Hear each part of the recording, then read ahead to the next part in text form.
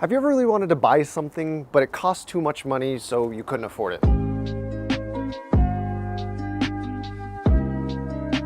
Well, if you're smart, or if you watch this video, it doesn't have to be that way. The question I get asked more than anything is, I have this much money, what can I do with it? And the reason that question is so difficult is because every person is working with a different amount of money. Some people are ready to drop $5,000 on a PC, and some people have asked me to build them one for $20 and some weird stuff. So no matter how much money you have, this video will show you how to get the most value out of your budget, including $20. That's not clickbait, I've done it.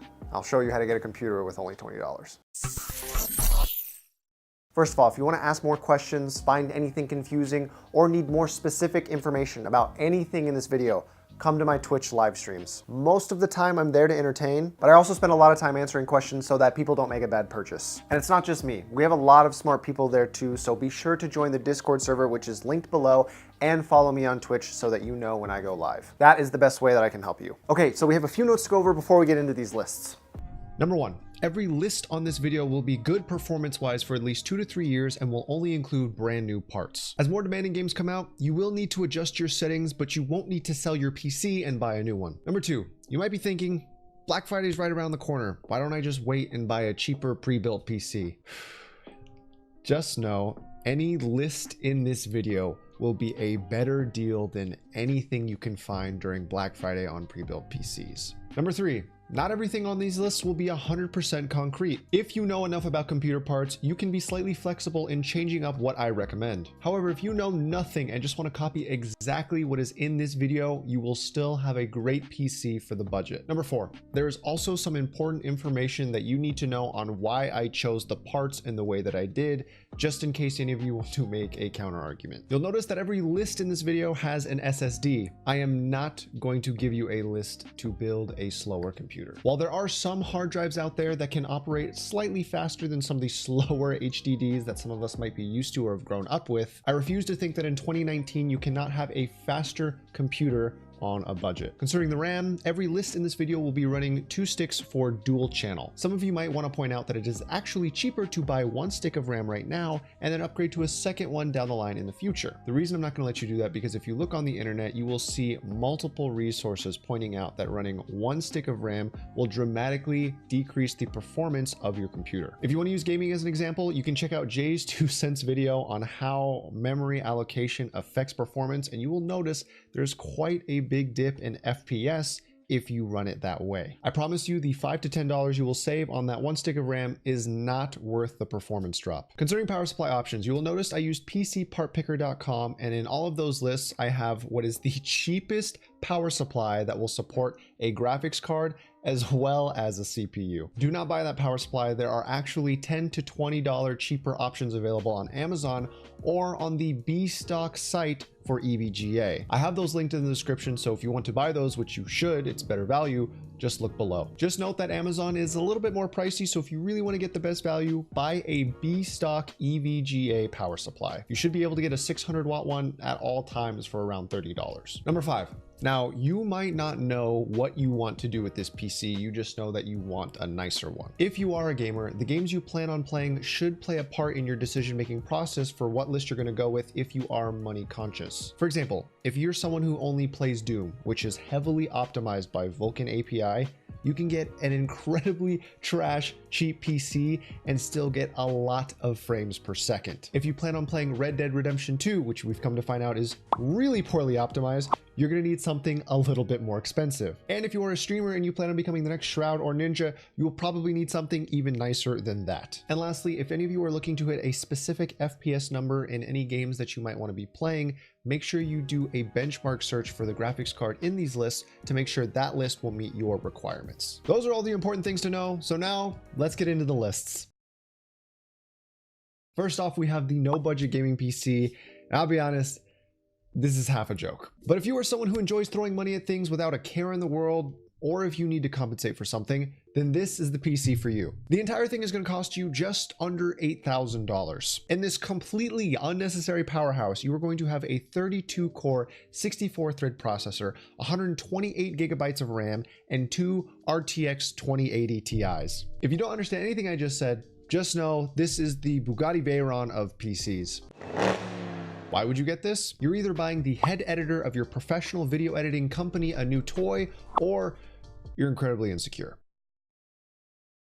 So you've got a nice chunk of cash and you're looking for something serious that can do it all. This is a great system and it is very comparable to what I have for myself. With this, you'll be getting the Ryzen 9 3900X, which is a 12-core, 24-thread processor, which can handle it all. From editing to rendering to streaming to gaming, etc., this thing can do it with ease. The graphics card is a major part of this budget, which is an RTX 2080 Ti. It's one of the nicest consumer graphics cards you can have right now, and it can handle any game at any settings at any resolution. Whatever you want to throw at it, it can handle it. This system has 32 gigabytes of RAM, which can easily handle your millions of Chrome tabs, which all definitely have safe for work videos on them. If you're an editor or content creator, this is really nice to have because you don't need to open and close different programs to allocate more RAM for one program over the other. With this list, you're basically getting the same exact PC from the list before. The only difference is the graphics card. Instead of an RTX 2080 Ti, you will be getting an RTX 2080, which most of you will never notice the difference performance-wise. The only circumstance in which someone will notice the performance dip is if you are a gamer who likes to play games at 4K. And to be honest, I don't understand those people. Why are you so extra? Okay, so we've dropped another $500. What's the difference? Well, to the average gamer, streamer, or even medium to high-end content creator, there really isn't one. What I mean by that is the two major changes to this list are the CPU and RAM. The processor for this list is a Ryzen 7 3700X, which is an 8-core, 16-thread processor. Instead of a 12-core, 24-thread beast, you are now getting an 8-core, 16-thread, slightly less impressive beast. For those of you that don't know PC parts, just know that your average consumer has a processor from 2 to 6 cores. If you are ignorantly trying to get a top-tier PC and think that you need more, please understand that this processor is still very top tier. For the RAM, we dropped the capacity to 16 gigabytes to accommodate this new budget. This is still enough to game and stream, but definitely not enough to have multiple content creation programs open at the same time. To explain this build more simply, I personally could get by using this PC. I stream and edit for a living. My livelihood depends on a good PC. I could do what I do now on this PC, even though it would be a downgrade for me. So if you're just casually gaming and streaming and still want an amazing experience, this will deliver that as well. Okay, so this list is similar to the previous. The only difference is the graphics card. Instead of an RTX 2080, we are going to be going with an RTX 2060 Super, which if you wanted could be replaced by an RX 5700 XT if you wanted to save yourself even more money and you don't particularly care about the ray tracing technology that comes with RTX cards. If you don't know what ray tracing is, just Google it. Basically what it does is it makes the games that you play a little bit more immersive if the game supports it. In my opinion, it's definitely not necessary, but it is nice to have. The only regular consumer downgrade with this card is that you will no longer be able to game as well at higher resolutions. I'm talking to the people who like playing at 1440p or 4K. And if you are someone who likes to stream off of their graphics card specifically, you will need to drop your settings just a bit when you are playing seriously demanding games.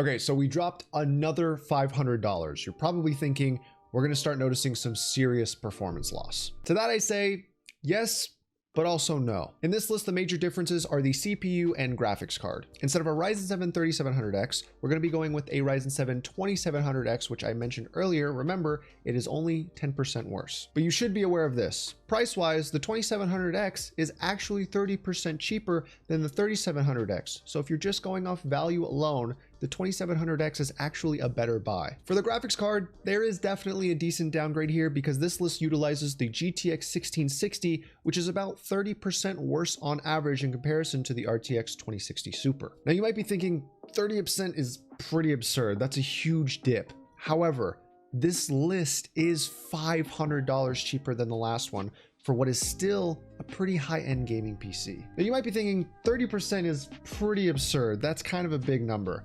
However, keep in mind that this list is $500 cheaper than the last one for what is still a top tier PC. If you're a gamer who also likes to stream, you're definitely going to want to use your CPU when streaming off of this specific PC so that your graphics card can focus on allocating all of its resources to the game. If you're comparing it to the last list, you will still have nice stream quality because of how powerful the 2700X is, and honestly, you will still have a really nice gaming experience as well. Feel free to look up the benchmarks of the GTX 1660. It may not be the most amazing card, but if you're playing games at 1080p, you can still run just about anything on high settings.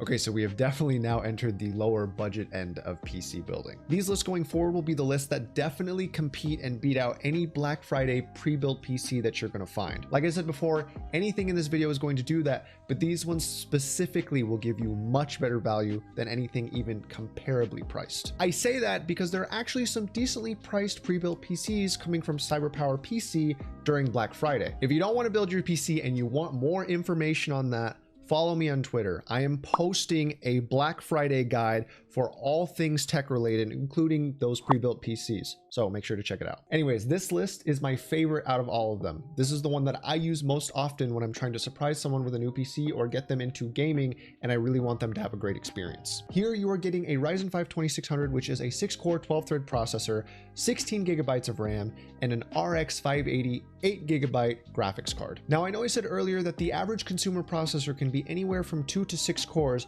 but don't think for a second that this processor is underwhelming in any way. This is actually one of the last processors I would recommend if you were looking to start streaming seriously but are on a budget. The quality this thing is capable of is actually just good enough to make you look professional, can handle any game you're going to want to play, and can also handle medium levels of content creation. As for the graphics card, the RX 580 8GB variant is actually my favorite budget graphics card. You can run a great stream off this thing as well as play most games on high settings at 1080p. For esports titles or shooters that require high FPS, you can also drop the settings slightly in-game to reach that 144 sweet spot or maybe even 240 FPS. It depends on the game. Let me say this again.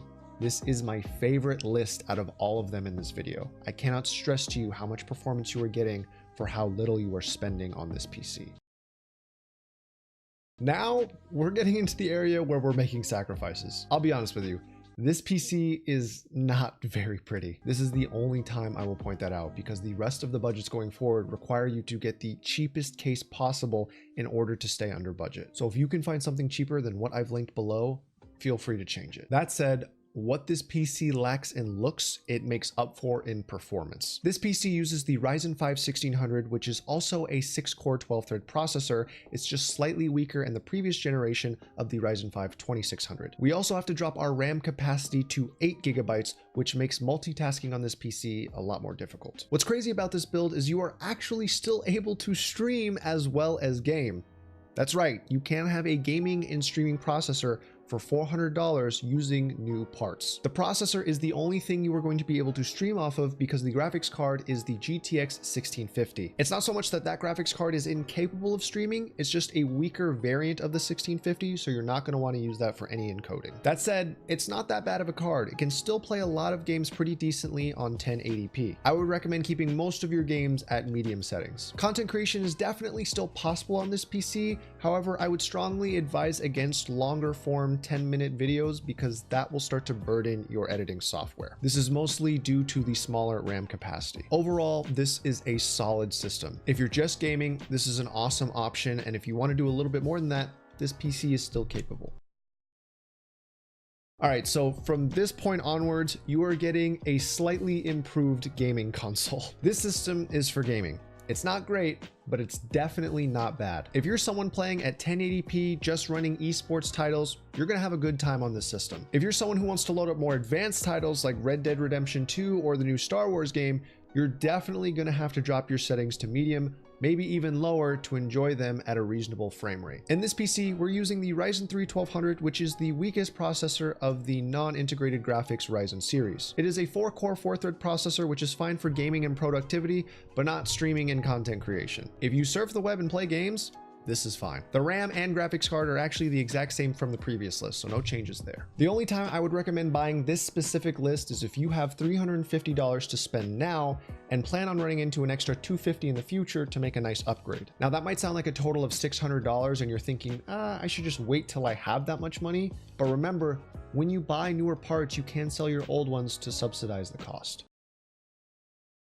So at this budget, you can no longer afford a graphics card. This PC runs off what is called integrated graphics. That means the processor handles both the computing tasks as well as the graphics tasks. Now, if you don't know much about those, then you're probably wondering, what is the performance like on something like that? To be honest, it's not great. However, I actually recommend this list over the $350 list, and here's why. The processor on this list is the 2400G, which is a 4-core, 8-thread processor. That's better than the Ryzen 3 1200. In the last list, a logical upgrade will cost you $250. That's because I assume you would want to upgrade the CPU as well as the graphics card. For this list, you would only need $150 to make a logical upgrade. The reason I say that is because you could, in theory, buy an RX 580 8GB graphics card and spend a total of $450 eventually on this PC. Once you buy this new graphics card, the 2400G only has to become a CPU, and the RX 580 can handle all the GPU tasks. The best part is when you do make this upgrade, you don't even have to sell any of your old parts to help subsidize the cost. Aside from that, the 2400G alone is actually not that bad for gaming. That's if you are someone who just wants to run the games and doesn't care that much about graphics. You won't be able to run any seriously demanding games off the 2400G unless you consider dropping the resolution down to 720p and keeping games at low settings. If you're okay with doing that, you can actually still have a decent time. Just a quick note, for this specific list, there's actually a really good bundle deal that gets 2 of the parts you need to build this. If you want to make it even cheaper, I think this gets down to $200, so make sure you take advantage of that. Anyway, so finally, we have the cheapest budget in this video. I made this because I figured for those of you that want a PC over a console, I need to make a list that is similarly priced to a console. This PC is running integrated graphics as well, and it utilizes the 2200G instead of the 2400G. In case it isn't apparent, yes, the 2200G is weaker than the 2400G. I only recommend this list for people who are looking to get into gaming right now, only have $250 that they want to spend, and that's all they foresee themselves having in the near future. That said, an eventual $100 on a graphics card would actually be a very substantial upgrade to the system if you find $100 somewhere. 720p or 1080p at low settings is what you'll be looking at for almost all the games you play. Lighter esports titles like League of Legends or CSGO should run fine, but more demanding games like Rainbow Six Siege or PUBG will definitely struggle. Just to reiterate, this list is for people that do not have high standards when it comes to gaming on PC. The target audience for someone who might be okay with a list like this are 10 to 16-year-olds who have never had a gaming experience on a computer before. At this budget, I personally would spend my money on used parts locally on OfferUp, Craigslist, or maybe even eBay and try to get a better deal. That does require knowledge of how to build a computer and knowing what parts are compatible, but like I said, it's up to you. And lastly, I said I'd cover this in the beginning of the video, the $20 PC. How do you build a PC for $20? Well, I've done it, and I'll explain it to you now. Let me ask you something. Right now, if you go to Facebook Marketplace, OfferUp, Craigslist, try to find an ad of someone who's trying to buy older iPhones. I did this in the past, but basically this is how this hustle works. If you have 20 bucks, try to buy an iCloud locked 6S Plus. I guarantee you can find at least one desperate person in a month's worth of time selling it to you for $20. What you do is you take that phone and then you resell it for parts because there are people who have the skill set of utilizing those parts and using them to replace or fix other existing iPhones. I have a video I've been working on for about 6 to 8 months now, where I started with $20 and ended up with $1,000. And let me tell you, you can take that $20 and keep reflipping it until you have enough to build a PC that exists on any of these lists. Does it take a while? For me, it took 2 weeks.